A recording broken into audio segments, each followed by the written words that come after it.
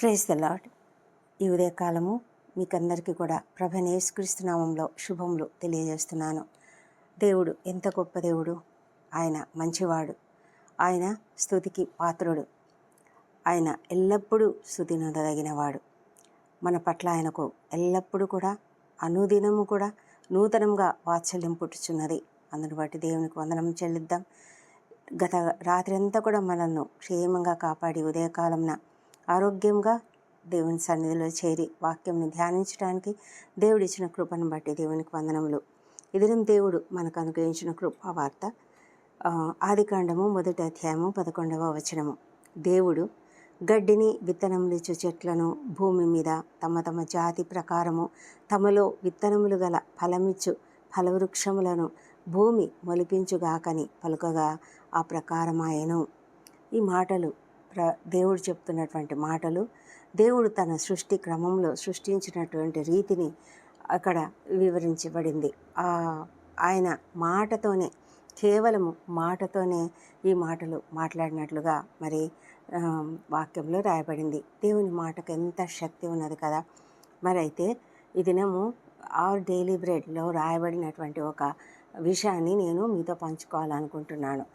51 years వయసులో ఒక ఆమె నేస్ మెక్సియా అనేటువంటి ఒక స్త్రీ చాలా కాలం క్రితం, కొన్ని సంవత్సరాల క్రితము బాటనీ చదవాలనుకుందంట.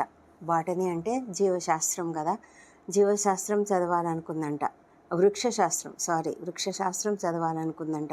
ఆ విధంగా ఆమె కాలేజీలో చేరిందంట. ఆ దేశంలో వాళ్లకు ఏజ్ రిస్ట్రిక్షన్ ఏముండదు మన దేశంలో లాగా. అయితే ఆమె ఆ విధంగా చేరిన తర్వాత ఆమె 13 సంవత్సరాల పాటు ఆమె ప్రపంచమంతటా చాలా తిరిగిందంట.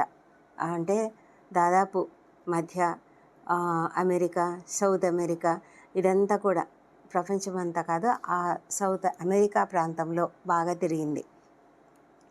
ఆమె గమనించింది, గ్రహించింది, నోటీస్ చేసింది ఏంటంటే దాదాపు 500 క్రొత్త జాతి వృక్షాలు అంటే మొక్కలు ఉన్నాయంట. ఆ విధంగా ఈ వృక్షశాస్త్రంలో రీసెర్చ్ చేస్తున్నటువంటి వాళ్ళు ఆమె మాత్రమే కాదు, చాలామంది ఉంటారు. మీరు చూస్తూ ఉంటారు కదా, మనము నేషనల్ జియోగ్రఫీ అనే ఒక ఛానల్ ఉంటుంది. ఆ ఛానల్లో మనం చూసినట్లయితే ప్రజలు ఎంత ఆసక్తిగా ఈ దేవుని సృష్టిని మరి పరీక్షించడానికి, పరిశీలించడానికి తిరుగుతూ ఉంటారు. చాలా ప్రాంతాలలో, అరణ్యాలలో మరి వాళ్ళు కష్టాలు కోర్చుకుంటూ అనేక రకాలుగా వాళ్ళు రీసెర్చ్ చేసి వాళ్ళు మరి వాటినంతటిని కూడా మరి రాసి గ్రంథస్థం చేసి మరి ఇతర మనకందరికీ కూడా అందజేస్తూ ఉంటారు.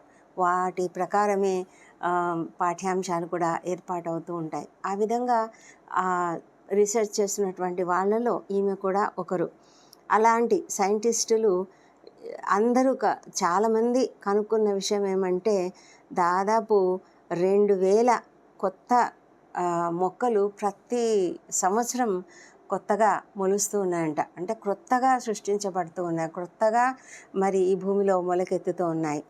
అయితే దీని గురించి ఆలోచిస్తూ ఇక్కడ మరి ఆ మెడిటేషన్ రాసినటువంటి వ్యక్తి ఏమంటున్నారంటే, జెనెసిస్ ఆదికాండము 1వ అధ్యాయంలో దేవుడు అసలు ఏమీ లేదు, భూమి మీద ఏమీ లేదు, భూమి ఎలాగుందంట నిరాకారంగాను శూన్యంగాను ఉండెను.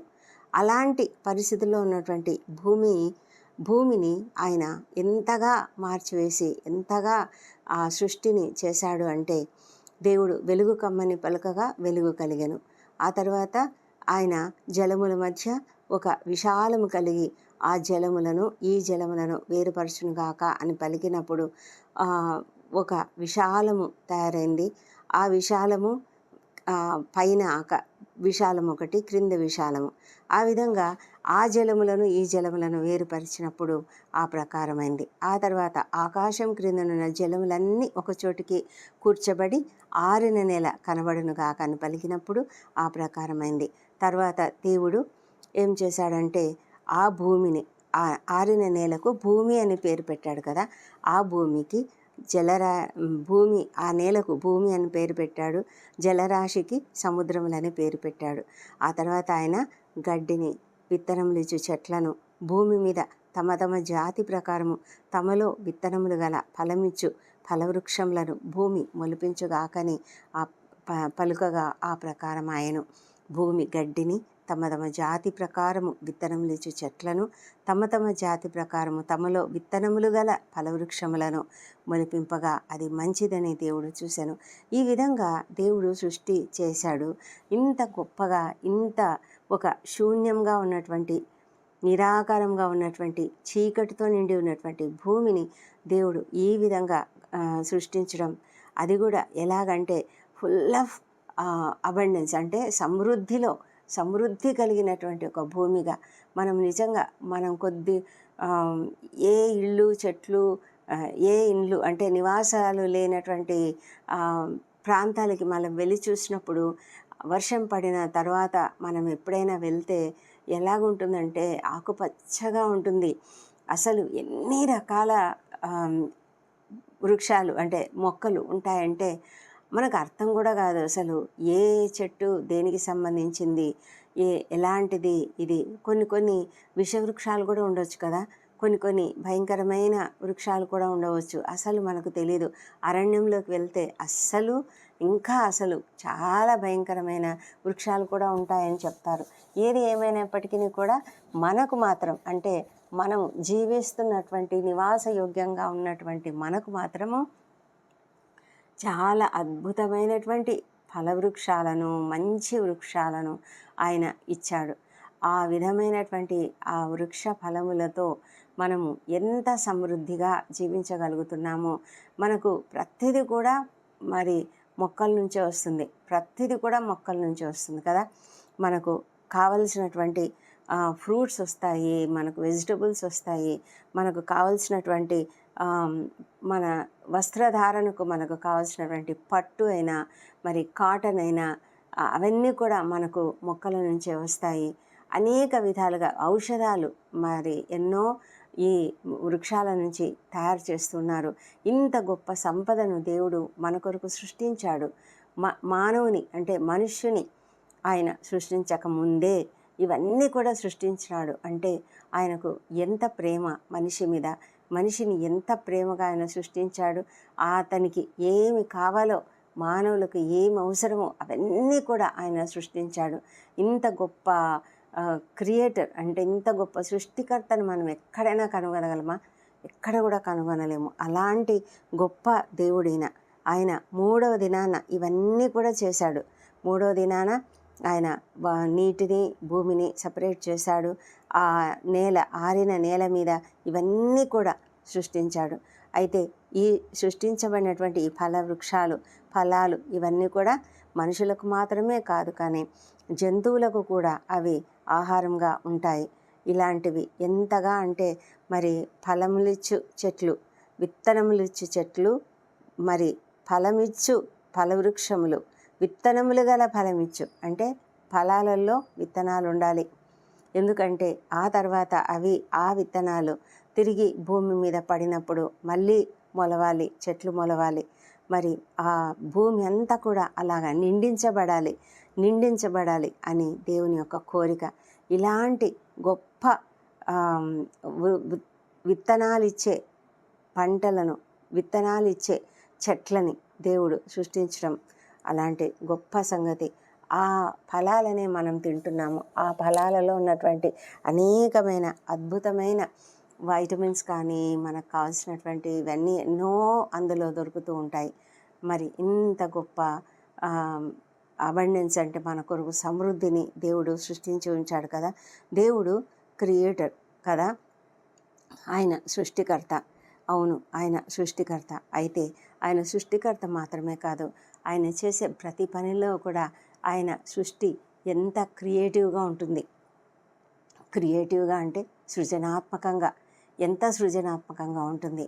మనము ఒక చెట్టును పరిశీలించిన, ఒక పువ్వును పరిశీలించిన, మరి తండ్రి అయిన దేవుడు ఎంత గొప్పగా సృష్టించాడంటే మనము అసలు వర్ణించలేము.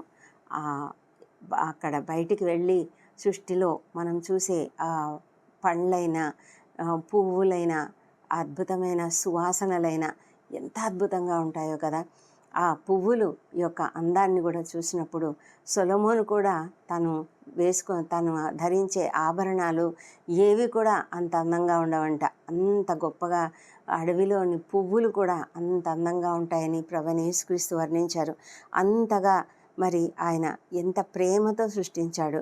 ఆయన మరి అనేక రకాలు, ఎన్ని రకాల మొక్కలను ఆయన సృష్టించాడంటే చెప్పలేనన్ని. మరి ఆ మొక్కలను సృష్టించడంలో ఆయన ఎంత ఆనందించాడో.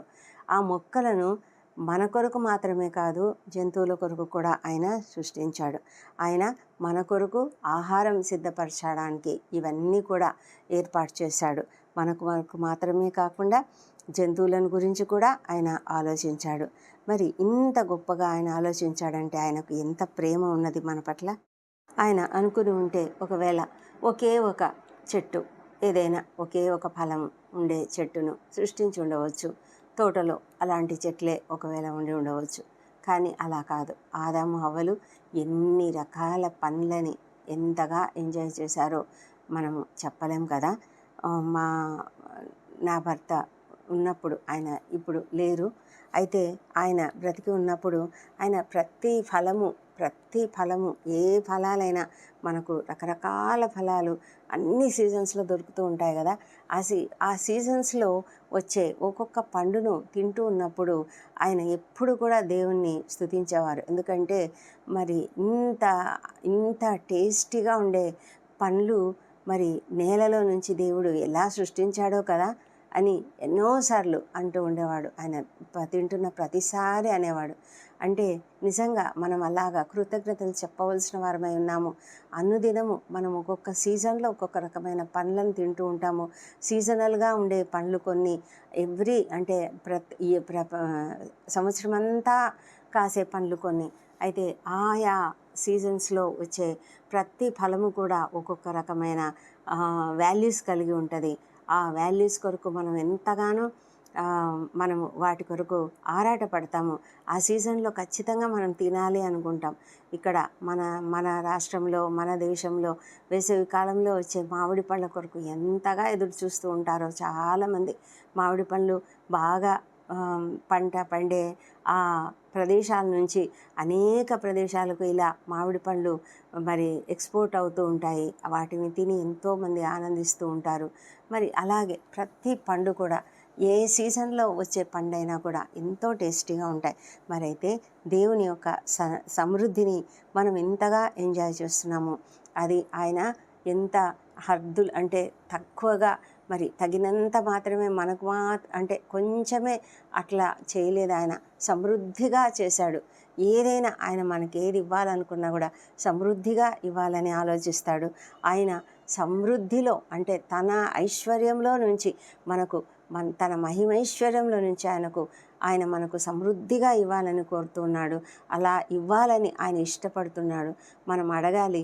మనం అడిగితే తప్పకుండా మనకు ఏదైనా కొదువగా ఉన్నట్లయితే తప్పకుండా ఇస్తాడు. ఈ లోకంలో మనము అంటే మానవులుగా ఎవరిని ఇంకా ఆదాము హవ్వలను సృజించక ముందే ఆయన ఇంతగా ఆలోచించి ఇన్ని రకాల వెజిటేషన్లు మరి కూరగాయలేమి, పండ్లేమి, ఫలాలేమి, ఆకుకూరలేమి, ప్రతిదీ ఔషధానికి కావాల్సినవేమి ఏదైనా కూడా ప్రతిదీ కూడా ఆయన ఎంతగానో సృష్టించినటువంటి ఆ గొప్ప దేవుడు మనకు అనుగ్రహించడా? మనకు కావలసినవి ఇవ్వడా? మనము ఎప్పుడూ దిగులు పడకుండా ఉండాలి. ఎందుకంటే దేవునికి సమస్తము తెలుసు. నీకేం కావాలో ఆయనకు తెలుసు. ప్రతిదినము మనకేం అవసరతలు ఉన్నాయో ఆయనకు తెలుసు. ఆయన సమస్తం మనకి ఇవ్వాలని కోరుకుంటాడు. అపోస్తలుడైన పౌలు తిమోతికి రాసిన మొదటి పత్రికలో 1వ అధ్యాయం 14వ వచనంలో అంటాడు, మరియు మన ప్రభువు యొక్క కృపయు క్రీస్తు యేసునందున్న విశ్వాసమును ప్రేమయు అత్యధికంగా విస్తరించెను అని చెప్తాడు. అంటే ఆయన ఎంత ప్రేమ కలిగినటువంటి వాడు. ఆయన విశ్వాసమును ప్రేమను అత్యధికంగా విస్తరించేలాగా ఈ లోకంలో మన కొరకు ఆయన చేసిన అనేకమైన కార్యాలు మనల్ని ఎంతగానో ధైర్యపరుస్తూ ఉన్నాయి.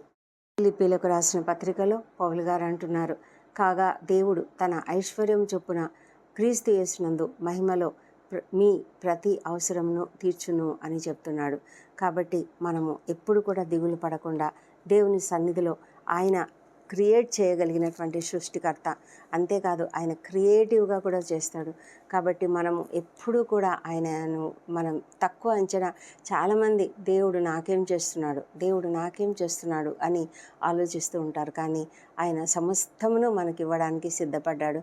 తన ప్రాణాన్ని, అంటే తన యొక్క సొంత కుమారుని ప్రాణాన్ని కూడా ఇవ్వడానికి ఆయన ఎంతగా ఇష్టపడ్డాడు అంటే, మరి మిగతావి ఇవ్వడానికి ఆయన ఇవ్వడా? తప్పకుండా ఇస్తాడు కదా. మరి పౌలు గారు ఆ మాట చెప్పారు.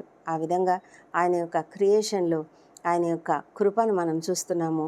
ఆయన మనకు ఉచితంగా ఇచ్చాడు. ఇవన్నీ కూడా ఉచితంగా, మనము ఏమీ ఖర్చు పెట్టడం లేదు దాని కొరకు. అసలు ఎంత అద్భుతమైనటువంటి క్రియేషన్ దేవుడు చేసి మన కొరకు సిద్ధపరిచాడు. నీ కొరకు, నా కొరకు సిద్ధపరిచాడంటే, అదేవిధంగా ఆయన మన కొరకు రక్షణను కూడా సిద్ధపరిచాడు. ఆ రక్షణ కొరకు మనం చేయవలసిందల్లా ప్రభువైన యేసుక్రీస్తును మన సొంత రక్షకునిగా అంగీకరించాలి. ఆయనను అంగీకరించడం అంటే ఆయనను విశ్వసించడమే. ఆయన ఈ లోకంలో నీ కొరకు, నా కొరకు మరణించాడు. మన పాపములన్నీ క్షమించాడు. ఆయన సమాధి చేయబడ్డాడు. 3వ దినమున తిరిగి లేచాడు. దేవుడు ఆయనను లేపాడు.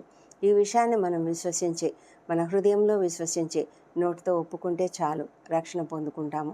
ఇలాంటి గొప్ప ఏర్పాట్లు ఆయన ఉచితంగా మన కొరకు ఏర్పాటు చేసి ఉన్నాడు. ఈ ఉచితమైనటువంటి కృపను పొందుకోవడానికి మనము ఏమీ చేయడం లేదు. కేవలం ఆయనను స్తుతించడం, ఆయనను ఘనపరచడం, ఆయనకు కృతజ్ఞతాస్తుతులు చెల్లించడం, ఇదే కదా మనం చేయవలసింది. దీనిని మనం తప్పకుండా చేద్దాం. ఈ సృష్టిలో సృష్టికర్త అయిన ప్రభువైన యేసుక్రీస్తు కూడా ఉన్నాడు. ఆయన ద్వారానే సమస్తం కలిగింది. కలిగి ఉన్నది ఏది ఆయన లేకుండా కలగలేదు.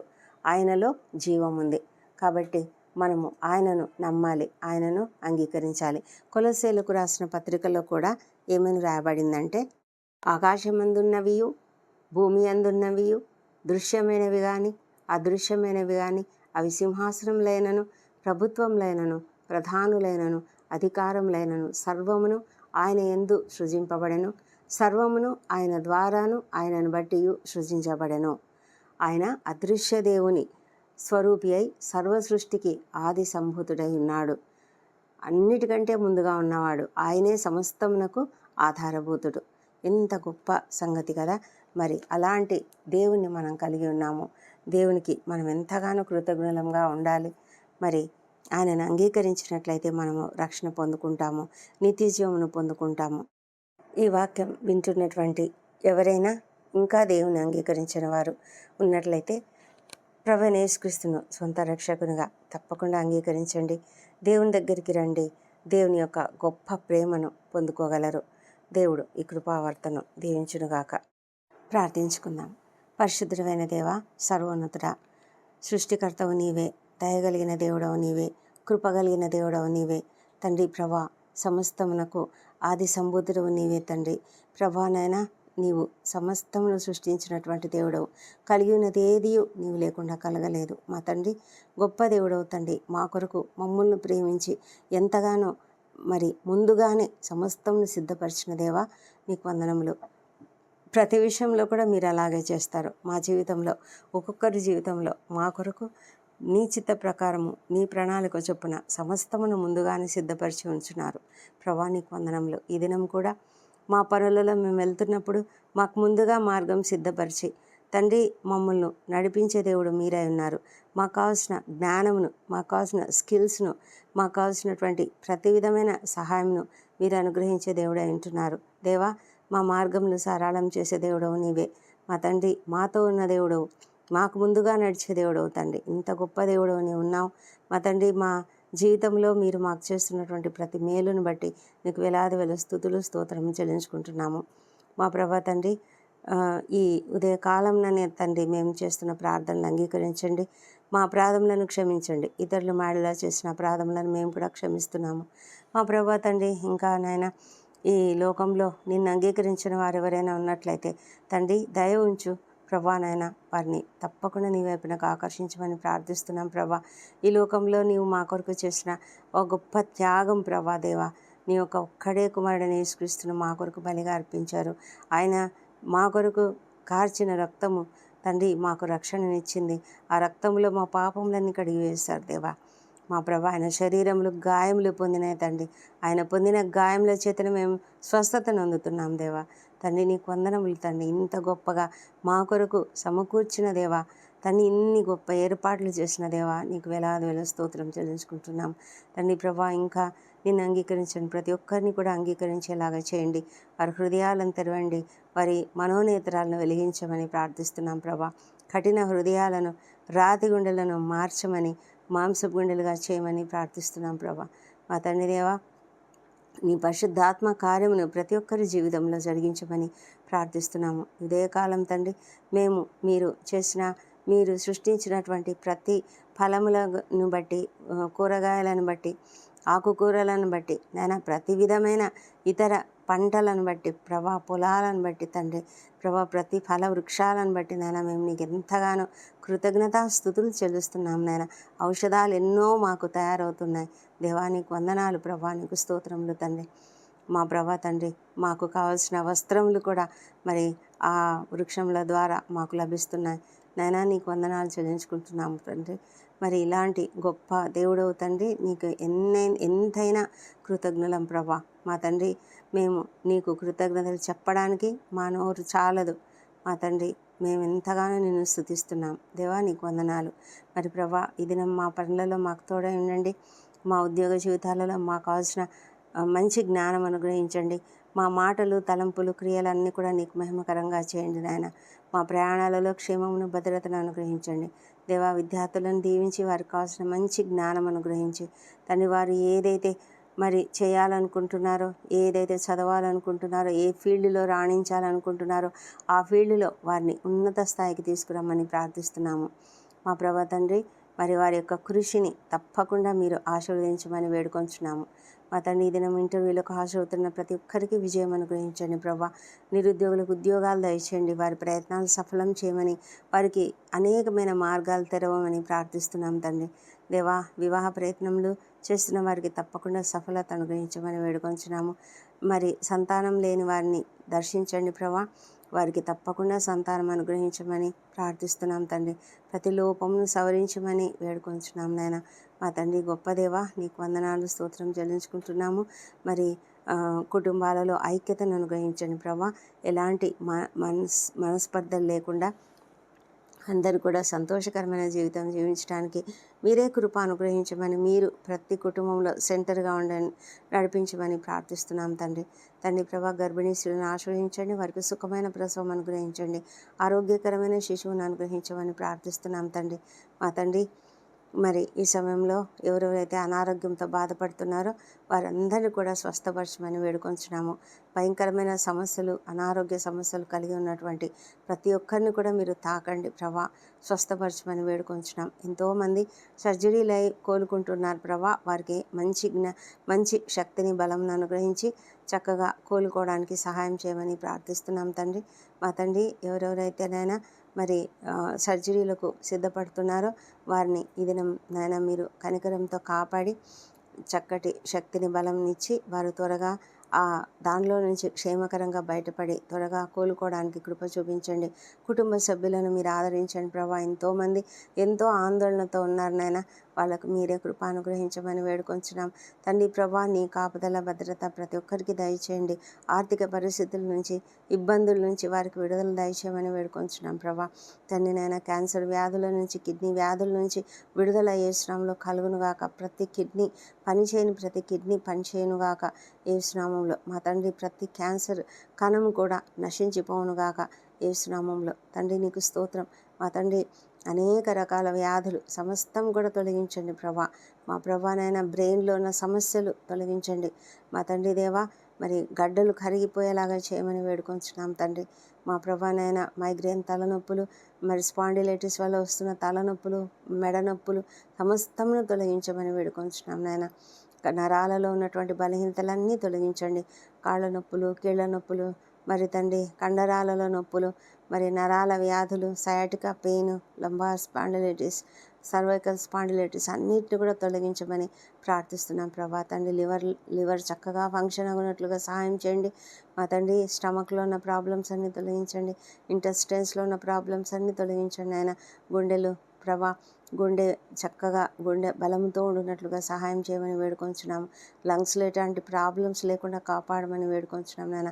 ప్రతి ఒక్కరిని ఆరోగ్యంతో నింపమని ప్రభా. ప్రతి ఒక్కరూ నీ కొరకు పని చేయడానికి సహాయం చేయండి. ప్రతి ఒక్కరూ నాయన విజ్ఞాపన ప్రార్థనలు చేయడానికి సహాయం చేయమని వేడుకొంచున్నాం ప్రభా. మేమేమి పబ్లిక్గా మేమేం చేయలేకపోయినా తండ్రి, కనీసం నాయన మేము ఇంట్లో మా సమయాన్ని సద్వినియోగం చేసుకుంటూ ప్రార్థనలు చేయడానికి మాకు కృప దయచేయమని నీ సన్నిధిలో ప్రార్థించి అడుగుతుంటున్నాం నాయన.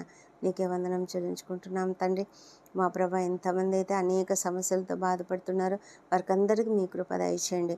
ముఖ్యంగా ప్రభ, అప్పుల సమస్యతో ఉన్నవాళ్ళు, ఆర్థిక ఇబ్బందుల్లో ఉన్నవారు మా ప్రభ, మరి ల్యాండ్ సమస్య, కోర్టు సమస్య, ఇంకా అనేక సమస్యలు, ఉద్యోగ జీవితాలలో అవమానాలు, నిందలు ఎదుర్కొంటున్నటువంటి వారు ప్రభా, మరి వారి ఎదుగుదలకు అడ్డుపడుతున్న భయంకరమైన శక్తులు అన్నిటిని గురించి కూడా ప్రార్థిస్తున్నాం.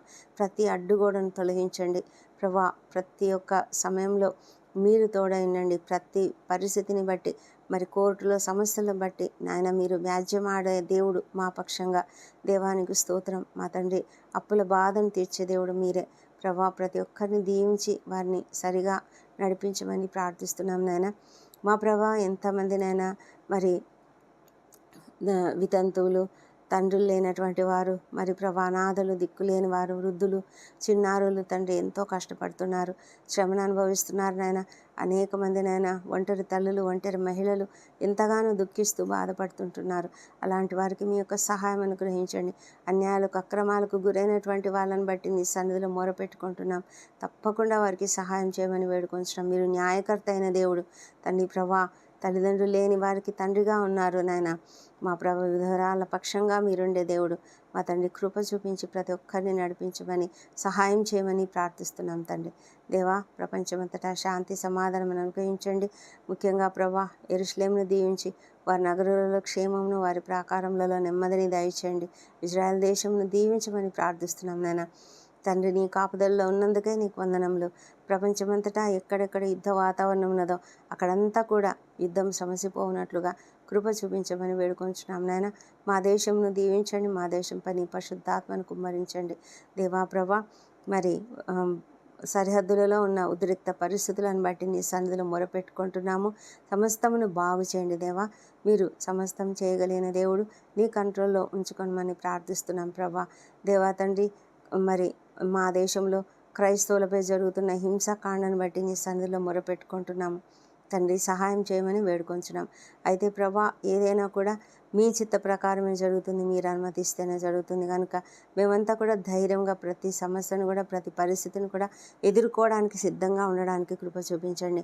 మా మాటలు తండ్రి ఎంతో జ్ఞానయుక్తంగా ఉండునట్లుగా, ఎప్పుడు ఎవరితో ఎలా మాట్లాడాలో మాకు నేర్పించమని ప్రార్థిస్తున్నాం ప్రభా. దేవా, నీకే వందనం చెల్లించుకుంటున్నాము తండ్రి నాయన. మరి ఈ సమయంలో ఎవరెవరైతే బర్త్డేలు, వివాహ దినం జరుపుకుంటున్నారో వారందరినీ నేను జ్ఞాపకం చేసుకుంటున్నాం నీ సన్నిధిలో. మా తండ్రి, ప్రతి ఒక్కరిని ఎత్తి పట్టుకుంటున్నాం నాయన. గడిచిన సంవత్సరం అంతా మీరు వారికి చేసిన ప్రతి మేలును బట్టి నీకు వందనం చెల్లించుకుంటున్నాం తండ్రి. రాబోయే సంవత్సరంలో ఇంకనూ అధికమైన మేలులను వారికి అనుగ్రహించండి మా తండ్రి. నీ ముఖ కాంతిని వారిపైన ఉదయింపజేయండి, ప్రసరింపజేయండి దేవా ప్రభా. నీ ఆశీర్వాదములు వారిపైన కుమ్మరించమని వేడుకుంటున్నాం ప్రభా. ప్రతి ఒక్కరూ నాయన ఏ సమస్యలు లేకుండా కాపాడమని, నీ పైన ఆధారపడి జీవించడానికి కృప చూపించమని వేడుకొంచున్నాం నాయన ప్రభా. నాయన, మరొకసారి రక్షణ లేని ప్రతి ఒక్కరిని జ్ఞాపకం చేసుకుంటున్నాము. వారికి అందరికీ రక్షణ దయచేయమని, వ్యసనాలకు గురైనటువంటి వారికి ఏ శ్రమలు విడుదల కలుగునుగా కానీ ప్రార్థిస్తున్నాం తండ్రి. దేవా ప్రభా, మా ప్రార్థనలన్నీ మీరు అంగీకరించినందుకు నీకు వేలాది వేల స్తోత్రం చెల్లించుకుంటున్నాము. ఈ ప్రార్థనలన్నీ మా ప్రభువును, మా ప్రియ రక్షకుడునైన యేసుక్రీస్తు అత్యంత శక్తిగల ఉన్నతమైన నామంలో అడిగి పొంది ఉన్నామని నమ్ముతూ నీకు స్తోత్రం చెల్లిస్తున్నాం తండ్రి. Amen, amen.